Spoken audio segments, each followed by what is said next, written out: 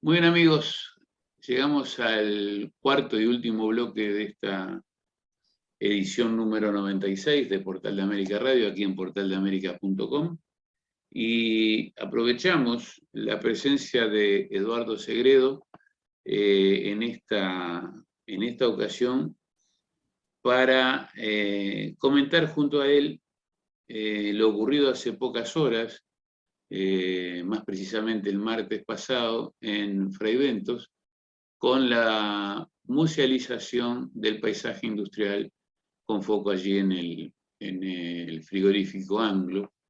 Ese frigorífico Anglo que les mostramos el año pasado en nuestra gira por el litoral, con una visita guiada, magnífica, que nos hizo la gente que nos propició la gente de la Intendencia, comandada por don Omar Lafluf y con la ayuda de Andrea Prestes, y en aquel momento de Silvia Borba, que estaba en la dirección.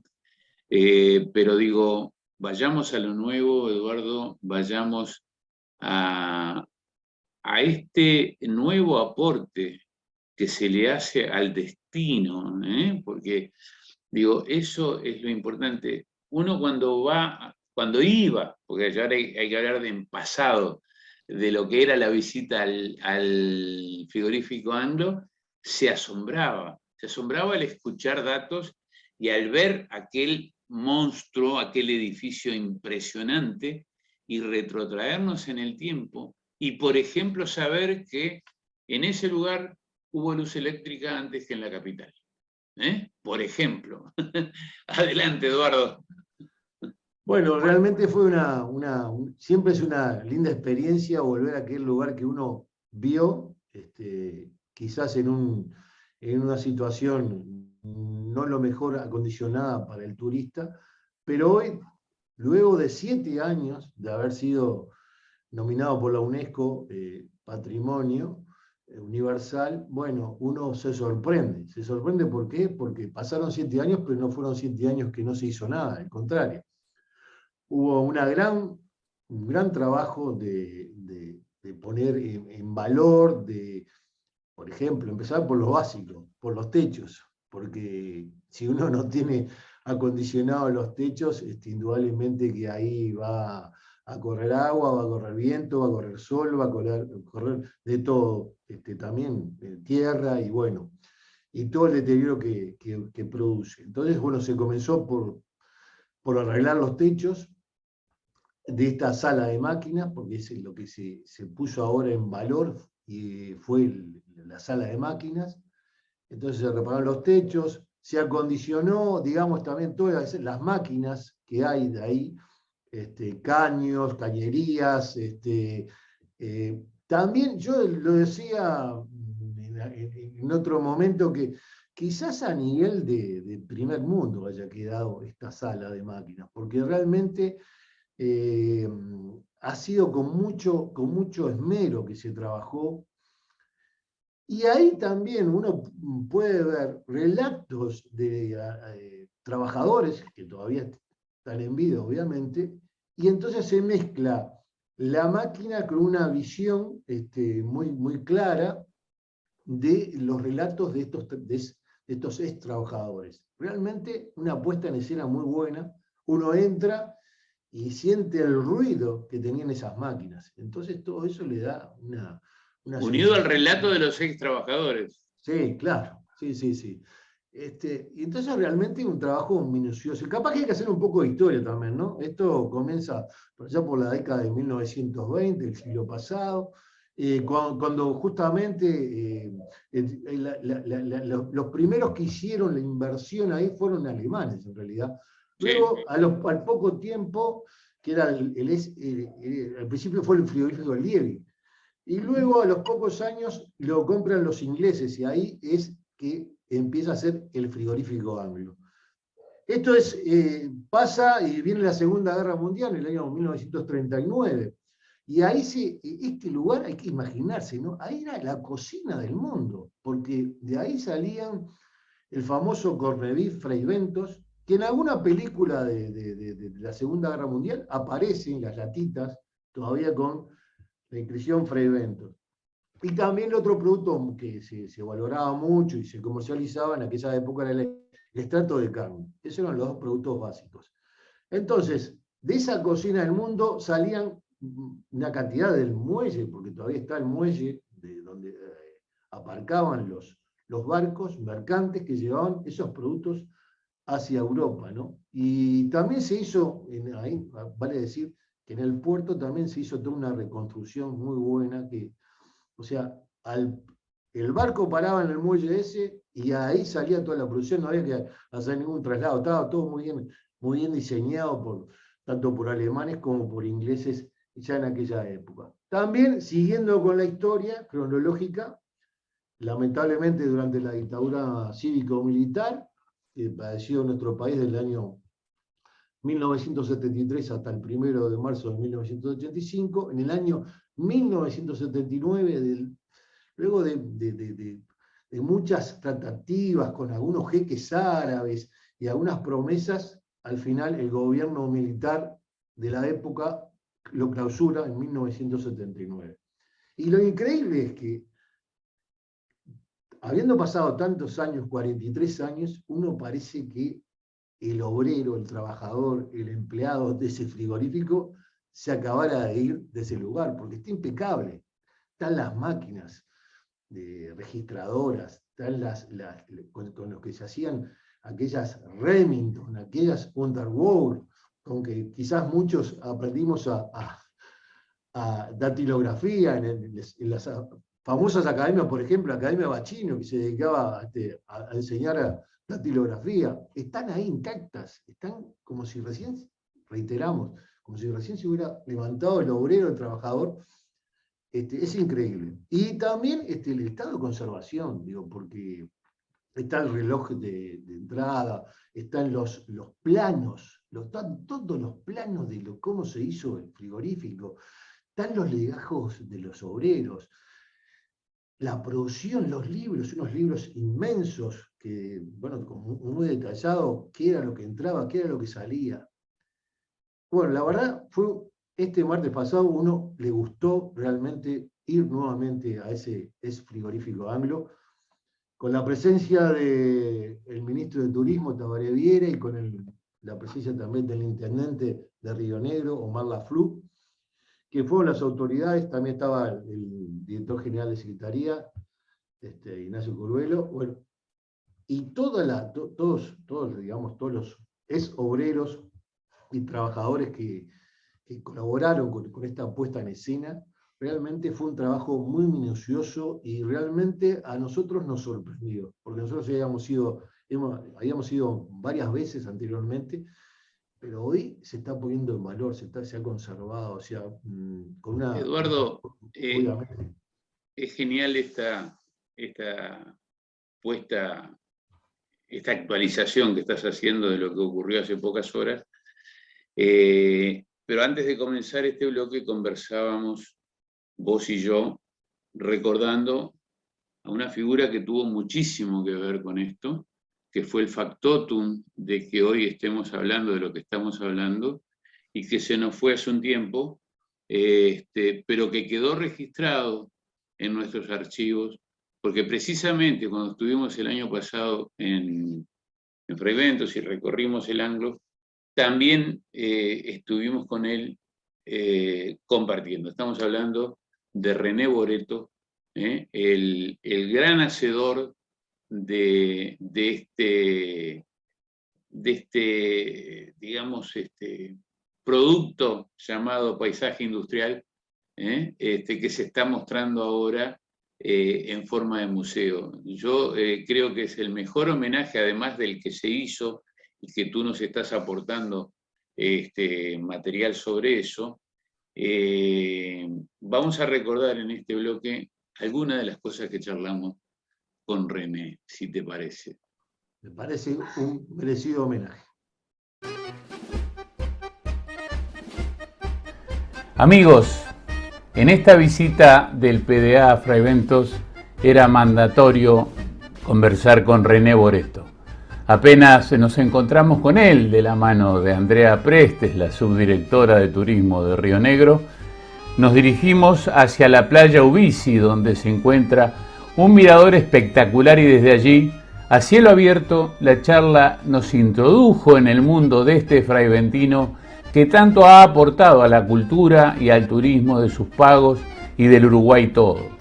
Con él hablamos del relacionamiento entre Uruguay y Argentina, de la distinción de la UNESCO obtenida por nuestro país a partir de su propia iniciativa, del puente internacional, de la planta de UPM, a la cual en épocas normales él mismo lleva a los turistas a visitarla, y en definitiva de una porción de todo lo que el potencial visitante debe saber para decidir su visita a este lugar maravilloso del territorio oriental.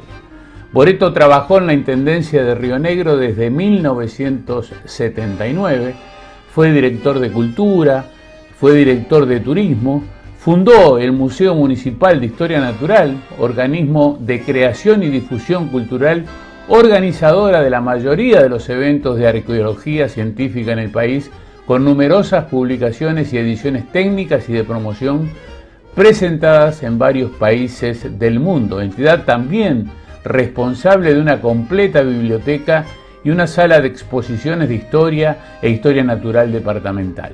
Estamos en un paraje que se llama Playa Ubisi, a 3 kilómetros del centro de la ciudad de Fraiventos. Este es un sitio muy especial. Hablando del puente, hablando de Gualeguaychú, hablando de Botnia, ahora UPM. Sí, ahí hay un componente, o hubo un componente político muy fuerte, ¿no? Componentes políticos que no me corresponde a mí ni buscarle los antecedentes. Lo que sí es que nosotros, digo, los uruguayos y la gente de Fraiventos, sufrió durante 4 años y medio, no el corte del puente propiamente dicho, sino el corte de la carretera de la ruta 136, que es la que trae el tráfico desde Gualeguaychú hasta el puente. René Boreto, te digo UNESCO, te digo Fraiventos, te digo estos lugares por donde estamos. ¿Qué me contestas? Que estamos bastante lejos de ser lo que Fraiventos va a ser una vez que se le saque el jugo, por así decirlo, a todo lo que significa una declaración de UNESCO. El hecho de haber viajado, de haber conocido otros lugares, nos hace ver que nosotros estamos recién despegando mentalmente de todo lo que significa el futuro de un lugar que ha empezado a multiplicar la gran cantidad de gente del exterior que vienen interesados en ver por qué UNESCO hizo una declaración de este tipo. Hablemos de esa declaración. ¿Cuándo fue? ¿Cuál es su denominación exacta y por qué? Fraiventos comenzó haciendo una propuesta quizás un poco, digamos, adelantada y que resultaba bastante problemática. Nosotros hablábamos de paisaje cultural e industrial para poder salirnos de una de las cosas que caracterizaba a UNESCO, que era que de los 710 sitios que había en el mundo declarados por UNESCO, la gran mayoría eran edificios o lugares concretos y específicos. Pero lo que estamos haciendo es hacerle conocer a la gente que ahí trabajaron personas, que ahí hubo mujeres que cortaban 60.000 latas, fondos de latas para envasar el coronavirus, que ahí trabajaron en la década del 30 al 40 4.500 personas. Un lugar donde sí tuvimos una referencia y una relación enorme con el resto del mundo. Me animo a decir de que Fraiventos es, dejando de lado ciudades como Montevideo y como Buenos Aires, el sitio que con una sola empresa trajo mayor cantidad de inmigrantes. A Fraiventos llegaron a trabajar personas de 56 naciones del mundo y convocada solamente por el frigorífico o por el saladero y después el frigorífico Anglo, ¿no? Eso es imposible de conseguir en cualquier otro lado, ¿no? Evidentemente, amigos, ustedes se estarán dando cuenta que se nos viene la noche y si seguimos hablando con René podemos amanecer y tomar mate aquí a orillas del Uruguay. No se hagan problema, hoy va a haber 6 grados a la noche. La seguimos. Ok, nos seguimos viendo, gente. Eduardo va a estar con nosotros el próximo viernes y esta vez no desde Fraiventos, sino ¿de dónde, Eduardo? Bueno, en realidad, Antonio, sería el otro, porque el que viene es 15. Ah, claro. Tenés razón. Bueno, el 15 vamos a estar juntos entonces en la conducción del programa, porque la novedad justamente es esa. Como nosotros el 25 partimos hacia una nueva aventura del Portal de América en el viejo continente, donde los vamos a ametrallar con crónicas de viaje. Tenemos previstas unas poquitas, más de 30 y cerca de 40. Y Eduardo va a estar acá en estudios para llevar adelante junto con Eliseo, Alejandro, Ramón, todos los viernes Portal de América Radio. Entonces, el viernes va a ser el primer programa que vamos a co-conducir, el viernes 15, pero el 22, ya lo vamos a adelantar desde ahora, va a ser la segunda etapa de lo que presentamos el fin de semana pasado en Arapey, que es la toma de posesión por parte de Aeropuertos Uruguay del aeropuerto de Salto. ¿Verdad, Eduardo? Sí, así está previsto por la empresa, este aeropuerto internacional de Nueva Espérides, que va a pasar justamente a manos de Aeropuertos Uruguay en una indudablemente una muy importante fecha que quedará en los registros y en los anales de la aviación nacional. Sin duda va a haber un antes y un después de esta toma de posesión. Se estima que para mediados del año que viene, creo que va a estar pronto, sí. Y le va a cambiar la realidad a un destino. Vamos a hablar del destino turístico, porque Salto no solamente va a ser destino turístico, tiene todo, yo lo decía el otro día en la charla, yo creo que ni los propios salteños se dan cuenta del potencial que tiene ese departamento como destino turístico, porque ahí repito lo que decía hace un rato con mi visita a Fraiventos. Tuvimos la suerte de hacer todo Salto, hicimos 10 notas, recorrimos la capital, recorrimos los alrededores, fuimos a las 2 termas, mostramos a Arapey como creo que hasta ahora no se había mostrado, por lo menos, no hablo del trabajo tuyo y de Washington, que lo deben haber mostrado hasta al revés, pero digo, desde otro lado que no fuera hecho por un salteño, anduvimos recorriendo por todos lados, nos asombramos con haber entrado al Teatro Larrañaga y recorrerlo de punta a punta, ir al cementerio de Salto junto a Patricia Martínez y asombrarnos con lo que es la obra de ese tipo de turismo, que está llamado a ser, digamos, una novedad increíble, el Hotel Concordia, con todo lo que encierra la estadía de Gardel allí y con lo que es el propio Hotel Concordia, con esa conformación rarísima que tiene, con esos nombres de las habitaciones de las distintas personalidades que allí pasaron. ¿De qué te estaré hablando que no sepas vos, Eduardo, no?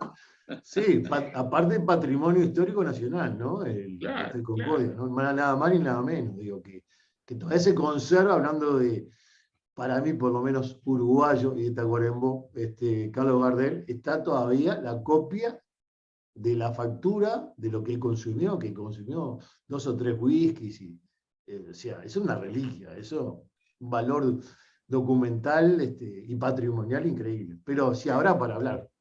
se habrá para hablar de Salto y de todo su patrimonio que, ¿qué es lo que llama justamente lo que hablábamos en el bloque anterior, las experiencias? ¿Qué son las experiencias? Y la experiencia es esto, la historia, es la cultura, es lo que se puede vivir, es la adrenalina que te sube cuando estás llegando a un lugar que te conmueve por diferentes motivos, ¿no? Claro, claro, claro. Solamente, digo, para redondear un poquito lo de Fray Bento, digo, realmente los invito a que en estas nuevas vacaciones de invierno, si tienen un tiempito, hagan una visita, vale la pena, no se van a arrepentir, sobre todo llevar a los chiquilines, porque es una experiencia única y realmente muy didáctica. O sea, está pensado para que aquel chiquitito ya pueda comprender lo que pasaba por ahí adentro de una forma muy, muy, muy, muy buena. O sea, Perdón, las escuelas.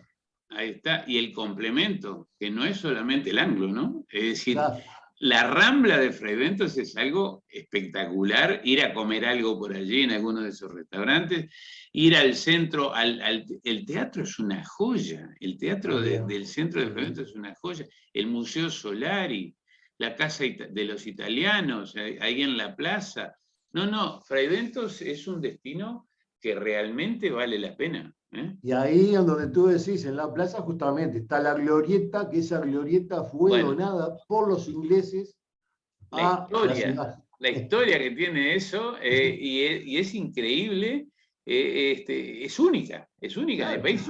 Son los kioscos, llamados kioscos también, en la vieja Europa y fundamentalmente en Inglaterra, evidentemente, ¿no? Exactamente, imperdible. Y también digo, hay que decirlo, ¿no? Desde justicia.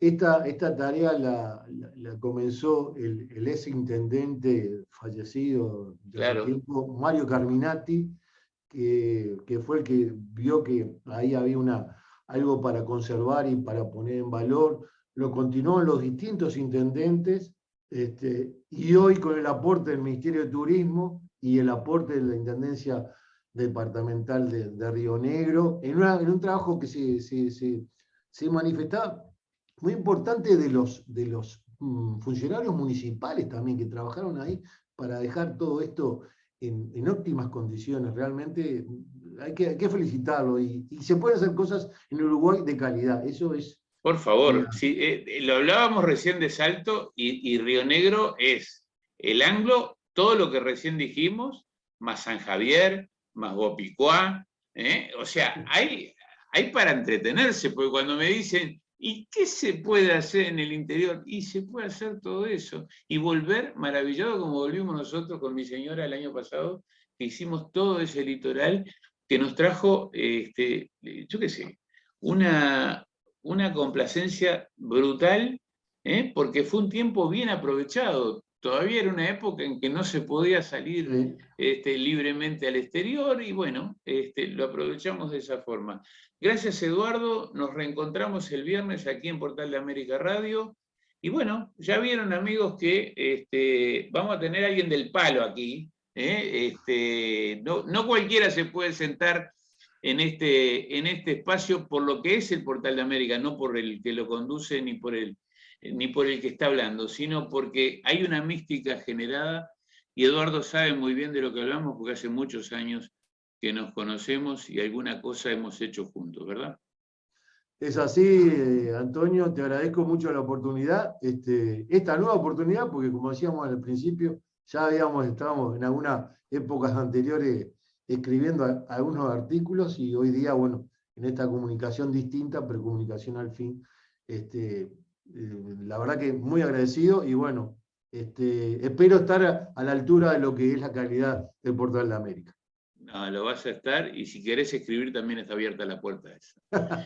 Bueno, nos seguimos viendo, gente. Hasta el próximo viernes aquí en Portal de América Radio, pero en todos los momentos en Portal de América Web, ¿o no, don Eliseo Sequeira? Correcto. Estamos actualizando, tratamos de estar actualizando permanentemente la página, con las noticias que nos llegan de todo el mundo y del viejo continente, especialmente Europa Press. La verdad que con Europa Press hemos hecho un excelente acuerdo y se está notando, porque se nos pasó incluso de decirlo, ¿no? Esta semana estábamos invitados al Foro América, el encuentro con el ministro de Infraestructura de Brasil, que nos representó muy bien Ramón, presencialmente, fue allí en Madrid anteayer, a las 10 de la mañana hora española. A nosotros nos dio un poquito de complicación poder estar, eran las 5 de la mañana de Uruguay, pero Ramón nos representó muy bien como siempre. Y bueno, todo lo que tiene que ver con la información del viejo continente, además de lo que nos suministra Ramón desde Madrid, tenemos los servicios de la primera agencia española de noticias, como es Europa Press. Nos seguimos viendo, gente. Esto fue todo por hoy.